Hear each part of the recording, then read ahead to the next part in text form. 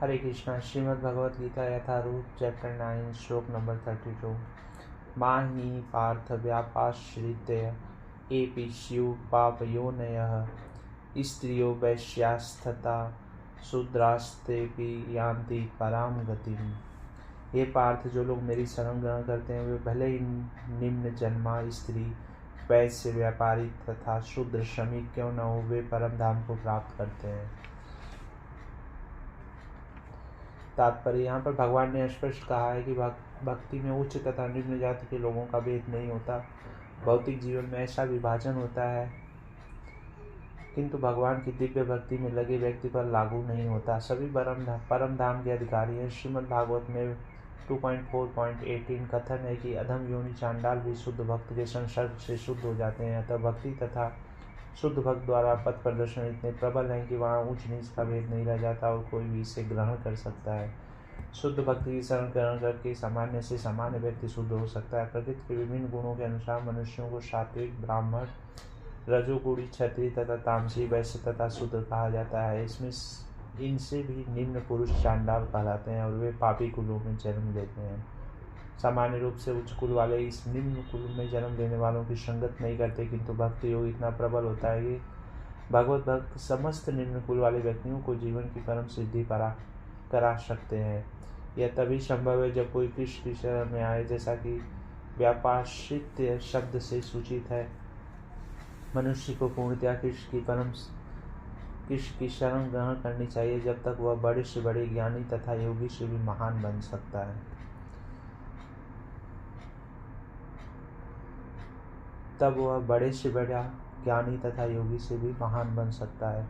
कि पुनर्ब्रह्माणा पुण्या भक्ता राजस्यस्था अनित्यम सुखम लोकमिमं प्राप्य भजस्व माम। फिर धर्मात्मा ब्राह्मणों, भक्तों तथा राजर्षियों के लिए तो कहना ही क्या है। अतः इस क्षणिक दुख में संसार में आ जाने पर मेरी प्रेम भक्ति में अपने आप को लगाओ।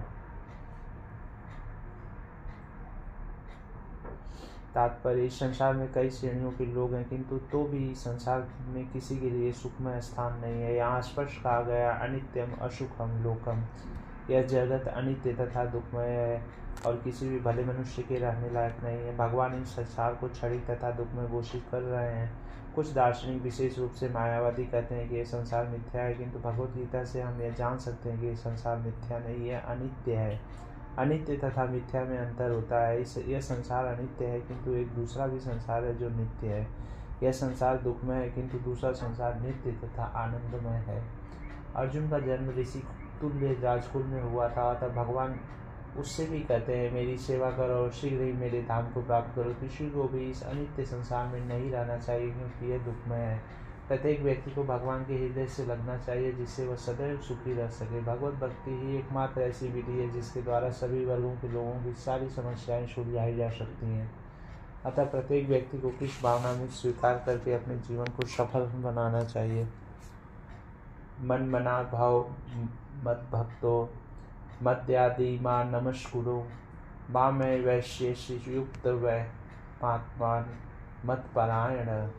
अपने मन को मेरे नित्य चिंतन में लगाओ, मेरे भक्त बनो, मुझे नमस्कार करो और मेरी ही पूजा करो। इस प्रकार मुझ में पूर्णतः तल्लीन होने पर तुम निश्चित रूप से मुझको प्राप्त करोगे। तात्पर्य, इस श्लोक में स्पष्ट इंगित है कि इस कलमशग्रस्त भौतिक जीवन से छुटकारा पाने का एकमात्र साधन कृष्ण भावनामृत है। कभी कभी कपटी भाष्यकार इस स्पष्ट कथन का तोड़ मरोड़ कर अर्थ निकालते हैं कि सारी भक्ति भगवान कृष्ण को समर्पित की जानी चाहिए। दुर्भाग्यवश ऐसे भाष्यकार पाठकों का ध्यान ऐसी बात की ओर आकर्षित करते हैं जो संभव नहीं है। ऐसे भाष्यकार यह नहीं जानते कि कृष्ण के मन तथा कृष्ण में कोई अंतर नहीं है। कृष्ण कोई सामान्य पुरुष नहीं, वे परमेश्वर है। उनका शरीर, उनका मन तथा स्वयं वे एक हैं और परम है। जैसा कि कूर्म पुराण में कहा गया है और भक्ति सिद्धांत सरस्वती गोस्वामी ने चैतन्य चरितामृत पंचम अध्याय आदि लीला 41-48 के अनुभाष्य में उद्धत किया है। देह देही विभेदो नेश्वरे विद्यते कचित।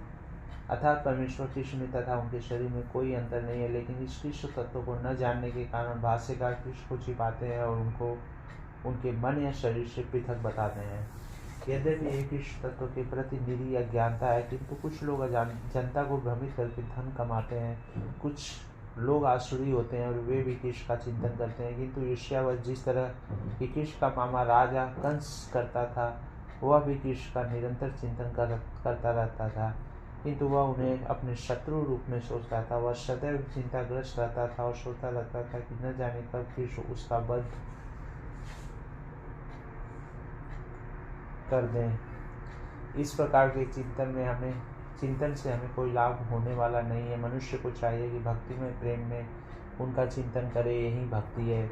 उसे चाहिए कि वह निरंतर कृष्ण तत्व का अनुशीलन करें। तो वह उपयुक्त अनुशीलन क्या है, यह प्रामाणिक गुरु से सीखना चाहिए। कृष्ण भगवान है और हम कई बार कह चुके हैं कि उनका शरीर भौतिक नहीं है, अपितु सच्चिदानंद स्वरूप है। इस प्रकार की चर्चा से मनुष्य को भक्त बनने में सहायता मिलेगी, अन्यथा अप्रामाणिक साधन से कृष्ण का ज्ञान प्राप्त करना व्यर्थ होगा। अतः मनुष्य को कृष्ण के आदि रूप में मन को स्थिर करना चाहिए। उसे अपने मन में यह दृढ़ विश्वास करके पूजा करने में प्रवृत्त होना चाहिए कि कृष्ण ही परम है। कृष्ण की पूजा के लिए भारत में हजारों मंदिर है जहाँ पर भक्ति का अभ्यास किया जाता है। जब ऐसा अभ्यास हो रहा है तो मनुष्य को चाहिए कि कृष्ण को नमस्कार करे, उसे अर्च विग्रह के समक्ष नतमस्तक होकर मनसा वाचा करना हर प्रकार से प्रवृत्त होना चाहिए।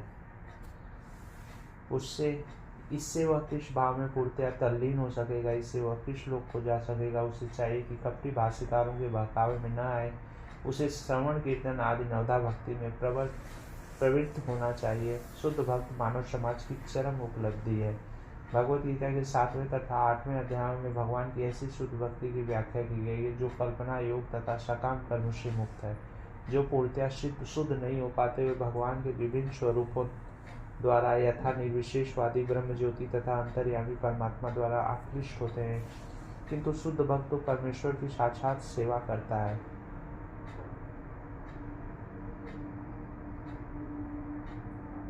इस संबंधी एक उत्तम पद में कहा गया है कि जो व्यक्ति देवताओं की पूजा में रत है वो सर्वाधिक अज्ञानी है। उन्हें कभी भी कृष्ण का चरम वरदान प्राप्त नहीं हो सकता। हो सकता है कि प्रारंभ में कोई भक्त अपने स्तर से नीचे गिर जाए, तो भी उसे अन्य सारे दार्शनिकों तथा योगियों से श्रेष्ठ मानना चाहिए। जो व्यक्ति निरंतर कृष्ण भक्ति में लगा रहता है उसे पूर्ण साधु पुरुष समझना चाहिए। क्रमशः उसके आकस्मिक भक्ति विहीन कार्य कम होते जाएंगे और उसे शीघ्र ही पूर्ण सिद्धि प्राप्त होगी।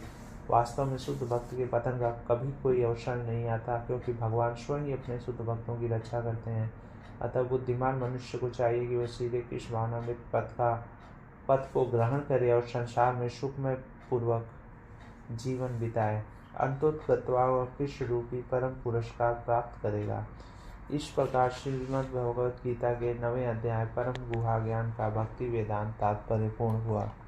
हरे कृष्ण।